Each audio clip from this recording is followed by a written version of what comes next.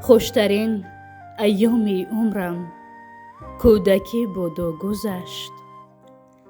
لحظه های کودکی بیغمی بود و گذشت.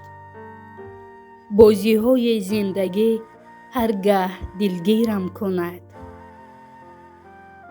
بازی های کودکی یک دلخوشی بود و گذشت. هیچگاه آگاه نبودم از غم دور و زمان. دور کودکی و بچگی بود و گذشت. خنده های من کنون آلوده درد و غمند. خنده های من کنون آلوده درد و غمند. خنده های کودکی بیغشی بود و گذشت. بازی می کردم بی سبب در کوچه ها با بچه ها. تگمه های کرته هایم کندگی بود و گذشت. من زی بازی های قسمت نالم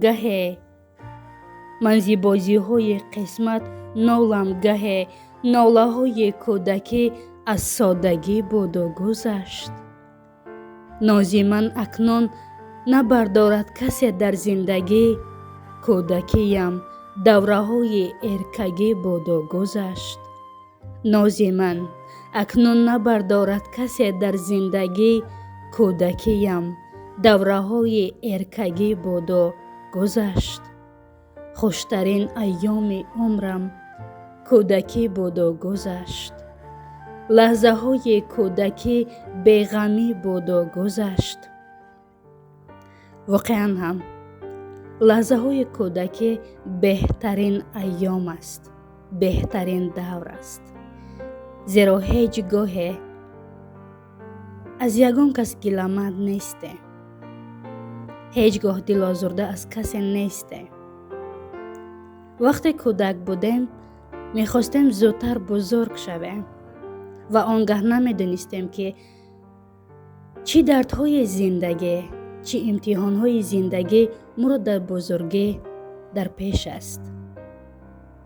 ولی با این همه میخواستیم زودتر بزرگ شویم.